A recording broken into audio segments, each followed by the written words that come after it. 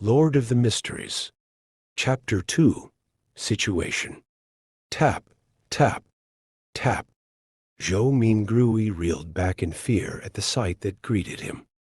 It was as though the person in the dressing mirror was not himself, but a desiccated corpse.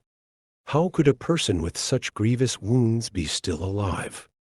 He turned his head in disbelief again and checked the other side. Even though he was a distance away and the lighting was poor, he could still see the penetrating wound and dark red bloodstains. Zhou Mingrui drew a deep breath as he tried hard to calm himself. He reached out to press his left chest and sensed his racing heart that exuded immense vitality. He then touched his exposed skin. Beneath the slight coldness was flowing warmth. When he squatted down and after verifying that his knees could bend, Zhou Mingrui stood up again and calmed down. "What's happening?" he muttered with a frown. He planned to inspect his head injury seriously once more. He took 2 steps forward and suddenly paused. The moonlight of the sanguine moon was relatively dark, so it was insufficient for his serious inspection. A memory fragment triggered as Zhou Mingrui turned his head to look at the grayish-white pipes and the metallic gridded lamp on the wall right beside the study desk.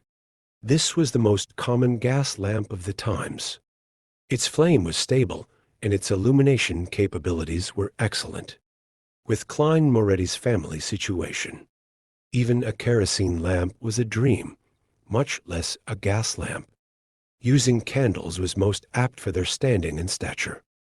However, back when he burned the midnight oil for years ago to be admitted into Koi University, his elder brother, Benson, felt that it was an important matter which their family's future depended upon. Therefore, he insisted on creating conducive studying conditions for Klein even, if it meant taking on debt. Of course, Benson, who was literate and had worked for several years, was not a rash person who did not think of the consequences.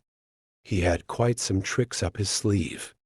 He reasoned with the landlord to raise the apartment's standards by installing gas pipes to improve the likelihood of rentals in the future. The landlord was convinced and provided the money to complete the basic modifications. Then, using the convenience of working at an import and export company, he purchased a brand new gas lamp which was nearly at cost price. In the end, all he needed was to use his savings and did not need to borrow money. After the memory fragment flashed past his mind, Zhou Mingrui came to the desk where he turned the pipe's valve and began twisting the gas lamp switch. With a sputtering sound, a spark sounded from friction. Light did not descend upon Zhou Mingrui as he had expected. He twisted the switch a few more times, but all the gas lamp did was sputter and remain dark. Retracting his hand and pressing on his left temple, Zhou Mingrui sought for the reason by rummaging through his memory fragments. A few seconds later, he turned around and walked toward the door. He arrived at the machine installation, which was similarly inset into the wall and had grayish-white pipes connected to it. This was a gas meter. After seeing the exposed gears and bearings, Zhou Mingrui took out a coin from his trousers pocket. It was dark yellow in color and had a bronze shimmer to it. The front of the coin was engraved with a portrait of a crown-wearing man, and there was a 1 on a clump of wheat on the back.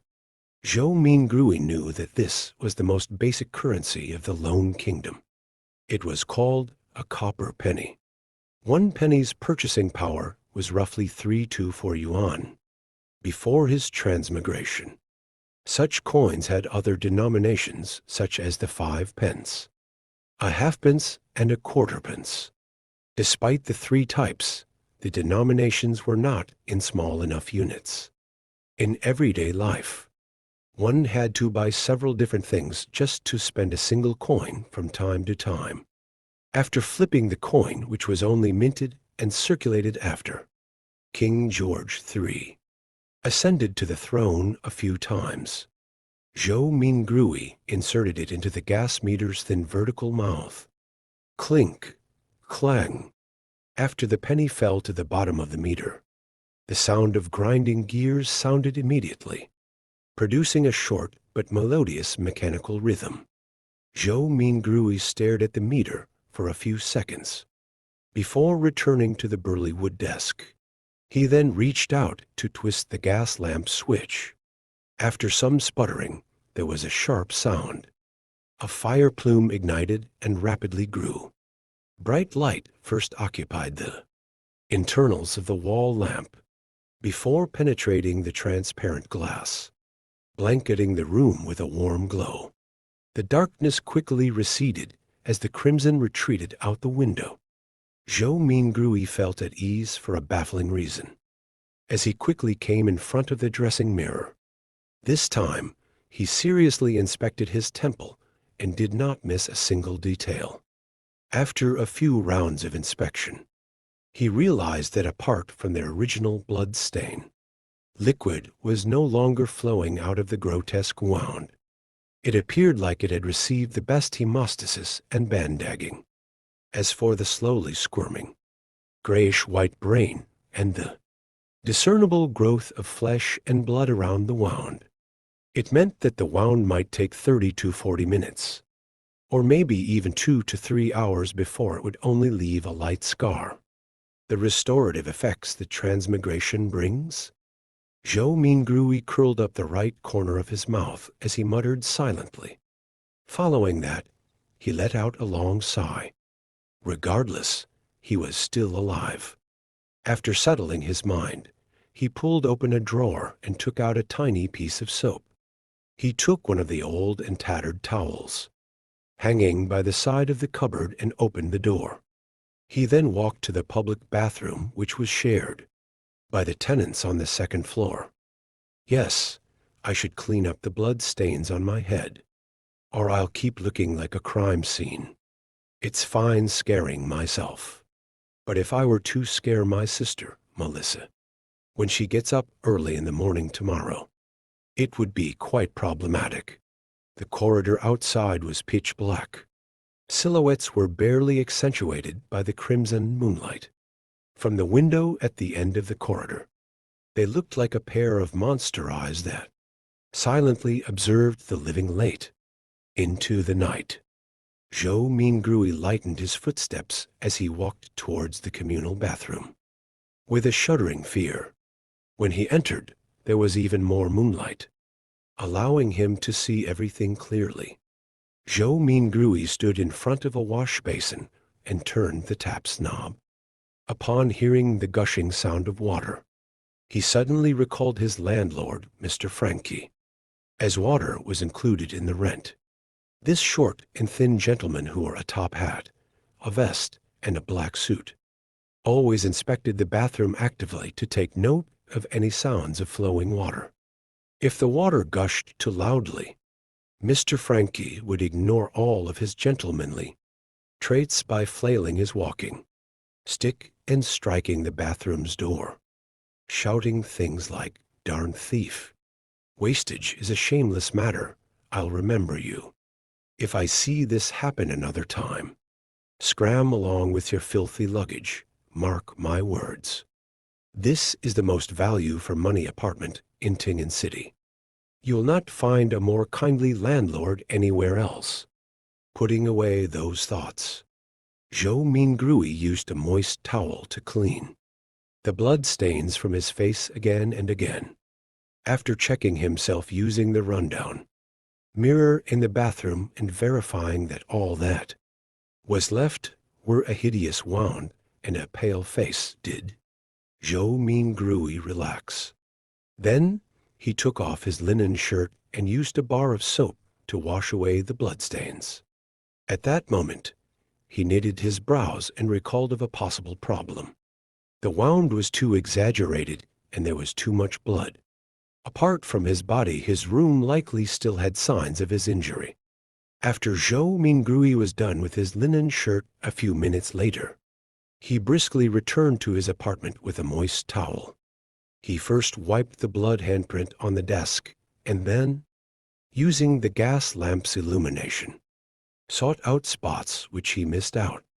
He immediately discovered that quite a substantial amount of blood had splattered onto the floor beneath the desk, and there was a yellow bullet to the left side of the wall, releasing a round with a revolver pointed at the temple. After mixing and matching the clues from before, Zhou Mingrui had a rough idea how Klein had died. He was in no hurry to verify his guess. Instead, he seriously wiped away the blood stains and cleaned up the scene following that. He took the bullet and returned to the side of his desk. He opened the revolver's cylinder and poured out the rounds inside. A total of 5 rounds and a cartridge shell all had a brass luster to them. Indeed. Zhou Mingrui looked at the empty cartridge shell in front of him and stuffed the rounds back into the cylinder while nodding. He shifted his gaze to the left, and it landed on the notebook's words, "Everyone will die, including me," following that. Even more questions arose in him. Where did the gun come from? Was it suicide or a fake suicide? What kind of trouble could a history graduate of humble origins get himself into? Why would such a suicide method only leave behind so little blood? Was it because I transmigrated in a timely manner, and it came with healing benefits? After pondering for a moment, Zhou Mingrui changed into another linen shirt. He sat on the chair and began pondering over more important matters. Klein's experience was still not something he needed to concern himself with. The true problem was to figure out the reason for his transmigration and if he could return. His parents, relatives, best buddies, and friends. The fascinating world of the internet and all sorts of delicious delicacies. These were reasons that prompted his desire to return. Click, click, click. Zhou Mingrui's right hand was subconsciously pulling out the revolver's cylinder and slamming it back into place, again and again. Yea, there has not been much difference for me between this period of time and the past. I was just a little unlucky, but why would I transmigrate for no baffling reason? Bad luck. Yes, I tried a luck enhancement ritual before dinner today. A thought flashed in Zhou Mingrui's mind, illuminating the memories which were concealed by a fog of confusion. As a qualified keyboard politician, keyboard historian, keyboard economist, keyboard biologist, and keyboard folklorist, he had always deemed himself as knowing something of everything, of course. His best buddy would often mock him as only knowing a little of everything, and one of them was Chinese divination. When he visited his hometown last year, he had discovered a thread-bound book titled Quintessential Divination and Arcane, Arts of the Qin and Han Dynasty at an old bookstore. It looked pretty interesting and could aid him in posturing on the internet, so he bought it. Unfortunately, his interest was short-lived. The vertical script it used made the reading experience horrible.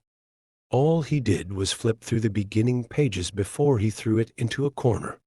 He had experienced a spate of bad luck in the past month, losing his cell phone, customers running away after cheating him, and mistakes at work. Only then did he suddenly recall the luck enhancement ritual written at the beginning of Quintessential Divination and Arcane Arts. Furthermore, the requirements were extremely simple, without any basic foundation requirements. All he needed was to get 4 portions of the staple food in his area and place them in the 4 corners of his room. They could be placed on furniture, such as tables and cupboards. Then, standing in the middle of the room, He had to take 4 steps in a counterclockwise fashion to make a square. The first step required him to sincerely chant, "Blessings stem from the immortal Lord of heaven and earth." The second step was to silently chant, "Blessings stem from the sky, Lord of heaven and earth." The third step was blessings stem from the exalted Thearch of heaven and earth. And the fourth step was blessings stem from the celestial worthy of heaven and earth. After the 4 steps were taken, he needed to close his eyes and wait 5 minutes in his original spot. Only then would the ritual be considered complete, since it did not cost him any money. He found the book, followed what was stipulated, and did it before dinner, however. Nothing happened back then. Who would have guessed that he would actually transmigrate in the middle of the night? Transmigration. There is a distinct possibility that it's due to that luck enhancement ritual. Yes, I should give it a try here tomorrow. If it's really because of that, I stand a chance of transmigrating back. Zhou Mingrui stopped flicking the revolver's cylinder and suddenly sat straight up. Regardless, he had to give it a try. He had to attempt a Hail Mary. Here, we come to the end of this chapter for today. Do not forget to follow our page on Facebook, or subscribe to our channel on YouTube, and like the video and leave your comment, and we will meet you in a new chapter.